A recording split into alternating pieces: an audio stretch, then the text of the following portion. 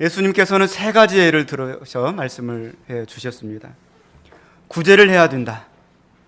너희 주머니 속에 있는 그 물질을 너 자신만을 위해서 쓰지 말고 하나님을 위해서 쓰고 또 정말로 어렵고 힘든 이웃을 위해서 쓸 줄 알아야 된다.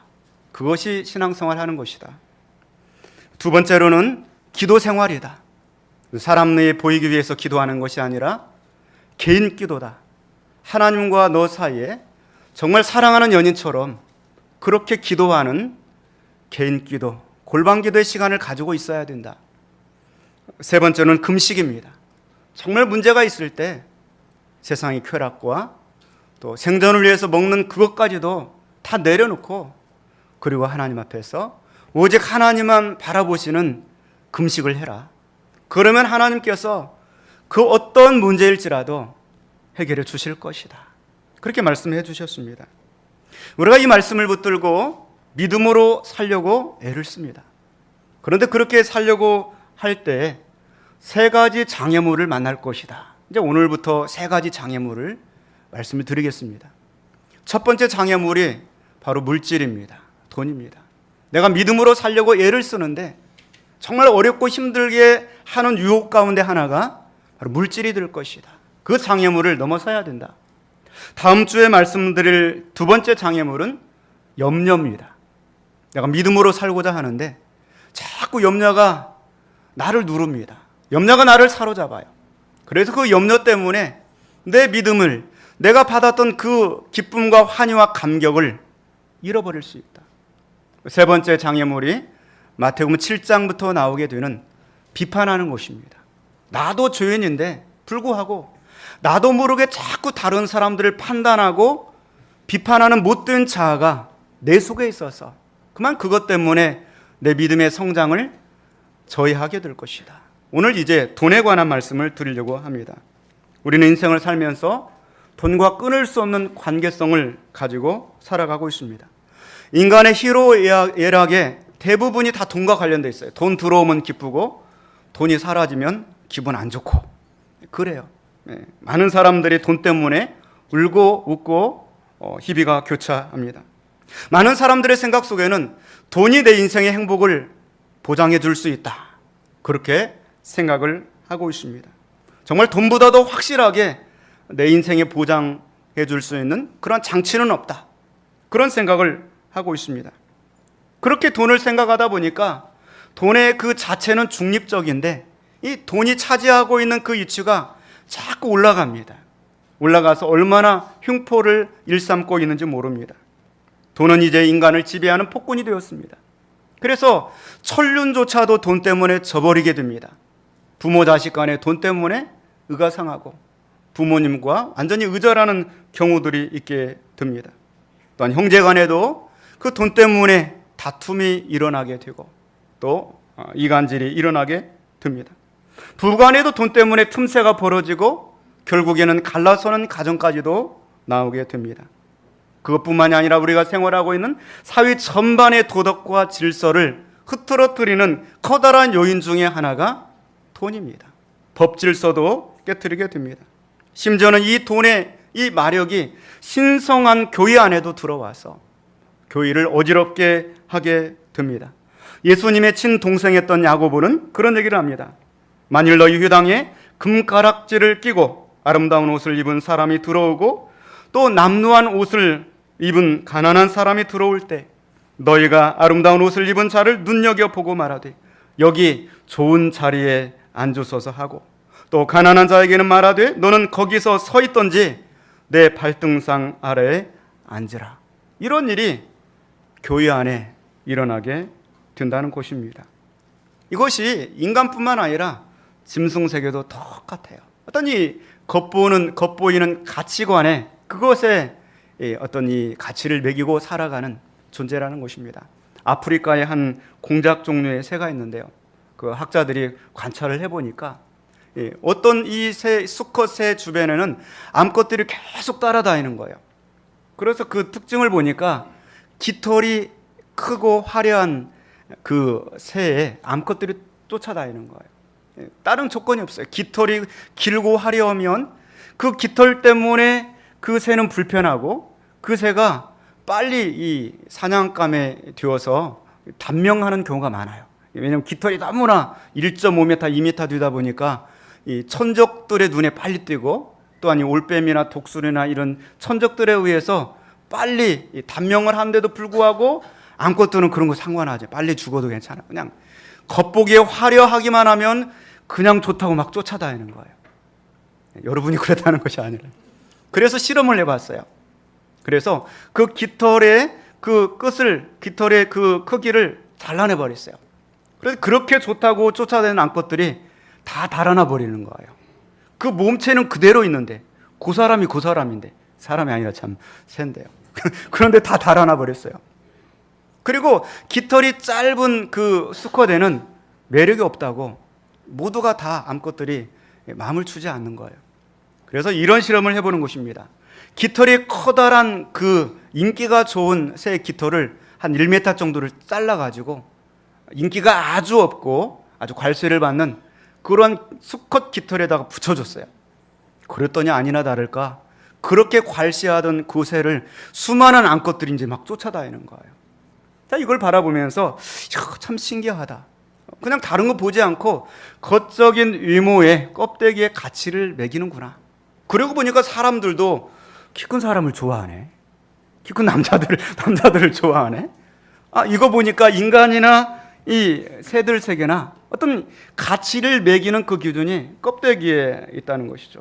돈만 있으면 돼. 그 사람이 어떤 인격이건 간에, 성품이 어떻건 그런 거 상관하지 않고 돈만 있으면 모든 세상 여자들이 쫓아다니는 거예요. 어떤 이러한 현실들을 바라보면서 이 돈이 얼마나 이 세상의 질서를 바로 흐트러뜨리고 있는가 하는 것입니다. 이렇게 이 모든 인생들은 돈을 쫓아가고 또 겉보기에 화려한 것을 쫓아서 살아가고 있습니다. 이런 인생들에게 주님은 찬물을 끼얹는 말씀을 하십니다. 19절 말씀 한번 같이 보겠습니다. 너희를 위하여 보물을 땅에 쌓아두지 말라. 도둑이 구멍을 뚫고 도둑질을 하느니라. 아멘. 너희를 위하여 보물을 땅에 쌓아두지 말아라. 수많은 사람들이 열심히 일을 해서 어떻게든 돈이 있어야 산다. 그러면서 돈을 벌려고 애를 쓰고 있는데 예수님의 말씀은 보물을 땅에 쌓아두지 말아라. 그러면 두 가지 이유를 말씀하고 있습니다. 첫 번째 이유는 좀과 동록이 해하기 때문이다. 이 좀과 동록은 뭡니까? 바로 해충입니다. 아무리 좋은 옷을 가지고 있어도 그걸 옷장 안에 걸어두고 안 입고 몇 년이 지나가면 거기에 이 좀이 생기고 또 동록이 생기고 이렇게 해서 옷이 헤어지고 못 쓰게 된다는 것이죠. 인생도 마찬가지입니다. 아무리 좋은 학벌이 있고 아무리 좋은 재능이 있고 아무리 좋은 건강과 지식이 있을지라도 그것을 하나님을 위해서 쓸 때가 있는 거죠. 그거를 사용하지 못할 경우에 결국에는 쓸모없는 그러한 재능과 지식이 될 수도 있다는 것입니다. 두 번째 이유는 도둑 때문이다. 도둑이 구멍을 뚫고 도둑질하기 때문이다. 그렇게 말씀하고 있습니다. 여러분 혹시 최근에 도둑 맞아본 적 있으세요? 없습니까? 살면서 도둑 맞은 적은 없으세요? 그때 기분이 어떠세요? 저는 한 번도 살면서 집에 도둑이 들어본 적은 없었던 것 같아요. 근데 도둑 맞은 사람들의 얘기를 들어보면 기분이 굉장히 좀 안 좋다고 그래요. 분하고 억울하고. 이 도둑이 얼마나 똑똑한지 몰라요. 절대로 가짜는 안 가져가요. 큐빅이나 이런 건 안 가져가요. 뭐 분별기를 가지고 다니는지는 모르겠는데 진짜만 가져가요. 정말 귀한 것만 알아서 다 가져가요. 도둑 맞은 사람의 심정은 정말 분하고 원통합니다. 막 분해서 견딜 수가 없어요. 그 아까운 것을. 그걸 어떻게 장만을 해서 보관을 했는데 그것을 어떻게 사용하려고 그러는데 그 다음 생각에는 차라리 그렇게 도둑 맞을 줄 알았으면 헌금이나 할 걸. 그 다음에 또 선교사님에게 선교비나 드릴 걸. 아니면 가난하고 어려운 사람을 위해서 좀 그렇게 사용할 걸. 그러면 정신을 차려요. 그리고 자신을 돌이켜보니까 나도 모르는 사이에 내가 얼마나 물질에 집착하는 인생을 살고 있는가. 그런 생각을 하게 되는 것이죠. 옛날에는 은행이 없었습니다. 그러다 보니까 돈을 땅에다 묻어두는 거예요. 땅에다 묻어두면 두 가지 문제가 생기죠.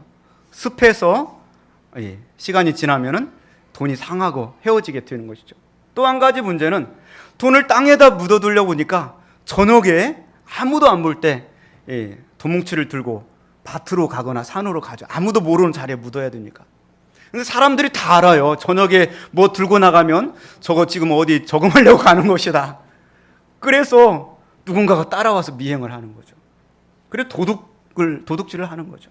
어느 날 며칠 지나서 찾아가 보니까 그만 도둑 맞은 거예요. 얼마나 허탈하고 억울하고 원통하겠습니까? 이것은 비단 옛날만의 이야기가 아닙니다. 여러분 은행에 안전하게 저금을 해놓았는데도 그것을 노리는 사람들이 호시탐탐 있습니다. 보이스피싱. 그래서 당신의 비밀번호가 노출되었습니다. 큰일 났습니다. 서울 지구대 아무개입니다. 도와드리겠습니다. 그렇게 해서 호시탐탐 언제 우리들의 통장과 그 예금이 털리게 될지 모릅니다. 또 가만히 있어도 금리가 떨어지고 물가는 오르면서 돈의 가치가 하락하는 경우가 있습니다. 정부의 부동산 조치로 인해서 갑자기 아파트 가격이 하락하는 수도 있습니다. 세상의 고가는 안전한 것 같아도 절대도 안전하지 못하다고 말합니다. 조미 먹고 그리고 도둑질하는 세상의 고간이라고 말씀하고 있습니다. 시편 39편 6절 말씀해 보니까 진실로 각 사람은 그림자같이 다니고 헛된 일로 소란하며 재물을 쌓으나 누가 거둘런지 알지 못하나이다. 그렇게 말씀하고 있습니다. 우리가 새벽부터 일어나서 정말 열심히 돈을 벌고 일을 하고 그렇게 하는데 그 소중한 그 돈을 내가 다 쓰지 못하고 그만 누군가에 의해서 사라지게 될 수도 있다고 말하고 있습니다. 그리고 오늘 20절 말씀 보니까 오직 너희를 위하여서 보물을 하늘에 쌓아두라. 그렇게 말하고 있습니다. 우리 생각에는 우리가 보물을 하늘에 쌓아놓으면 누가 좋을 것 같아요? 누가? 하나님이 좋을 것 같잖아요. 보물을 하늘에 쌓아놓으면 그거 다 누구 거? 하나님 것도니까 하나님 얼마나 좋을까? 그런데 하나님은 오늘 본문 말씀에 너희를 위하여 이렇게 말씀하고 있어요. 그리고 생각해 보니까 하나님은 돈이 필요 없으세요. 하나님이 그 돈 가지고 내려오셔서 마트에 가서 뭘 사드시겠어요? 뭐 하겠어요? 그렇잖아요. 하나님 돈이 필요 없으세요. 오늘 본문의 말씀에 19절 20절 연거푸 오직 너희를 위하여 보물을 땅에 쌓아두지 말라. 오직 너희를 위하여 보물을 하늘에 쌓아두라. 보물을 하늘에 쌓아두는 것은 누구를 위한 것이라고요? 너희를 위하여. 너희를 위하여. 바로 나를 위하여. 정말 나를 위한 것이라고 한다면 우리가 어떻게 해야 됩니까? 이 말씀을 귀담아 듣고 정말 나에게 유익이 된다고 한다면 내가 이 말씀대로 실천해야 되는 것입니다. 자, 과연 우리가 보물을 하늘에 쌓아두려면 어떻게 해야 될 것인가? 갑자기 오늘 본문의 말씀에 극적인 전환이 일어나게 됩니다. 22절 말씀 한번 같이 봅니다. 눈은 몸의 등불이니 그러므로 내 눈이 성하면 온몸이 밝을 것이요. 갑자기 보물을 하늘에 쌓아두라. 너희를 위해서 하늘에 쌓아두면 유익하다. 정말 어떻게 해야 하늘에 쌓아둘 것인가? 그런데 갑자기 눈 얘기를 합니다. 눈은 몸의 등불이다. 23절 말씀에도 눈이 나쁘면 온몸이 어두울 것이니 그러므로 내게 있는 빛이 어두우면 그 어둠이 얼마나 더하겠느냐. 도대체 말씀이 무슨 말씀일까? 유진 피터슨의 메시지를 제가 읽어드리겠습니다. 너희 눈은 너희 몸의 창문이다. 내가 경유와 믿음으로 눈을 크게 뜨면 내 몸은 빛으로 가득해진다. 여기 말씀 보니까 눈 얘기를 하는 이유는 바로 믿음의 눈을 떠야 된다. 영적인 눈을 떠야 된다. 할렐루야. 그래야만 보물을 어디에 쌓는다고요? 하늘에 쌓는 자가 될 수 있다. 믿음의 눈을 뜨지 못하고 영적인 눈을 뜨지 못하면 아무리 신앙생활을 오래 하고 믿음 있노라 해도 거기에 탁 걸리는 거예요. 절대로 하늘에 보물을 쌓을 수 없다. 23절 말씀도 내가 탐욕과 불신으로 곁눈질하고 살면 내 몸은 음습한 지하실이 된다. 자꾸 곁눈질하고 탐욕을 부리고 그리고 살면 절대로 하늘에 보물을 쌓지 못하고 내 눈이 어두워져서 음습한 지하실에 사는 것처럼 될 것이다. 내 창에 블라인드를 치면 내 삶이 얼마나 어두워지겠느냐. 여러분 아무리 태양빛이 떴어도 창에 블라인드를 다 쳐놓고 있으면 그 빛을 받아들일 수가 없는 것입니다. 사랑하는 성도 여러분, 돈은 우리의 눈을 어둡게 합니다. 우리 영적인 눈을 어둡게 합니다. 특별히 영적인 눈, 믿음의 눈을 뜨시기를 주님의 이름으로 축원을 드립니다. 혹시 여러분 가운데 이러한 영적인 눈, 믿음의 눈이 어두워져서 하나님의 하나님처럼 보이고 돈은 그냥 돈처럼 보여야 되는데 때로 돈이 하나님처럼 보이지는 않습니까?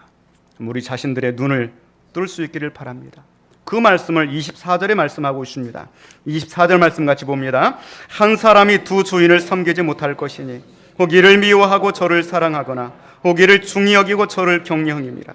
너희가 하나님과 재물을 겸하여 섬기지 못하느니라. 아멘. 한 사람이 두 주인을 섬길 수 없다. 이 서비스, 이 섬긴다고 하는 단어가 헬라 원어의 말씀을 그대로 보면은 사람이 한꺼번에 두 신에게 예배할 수 없다는 뜻입니다. 한 신은 돈이고 한 신은 하나님인 거죠.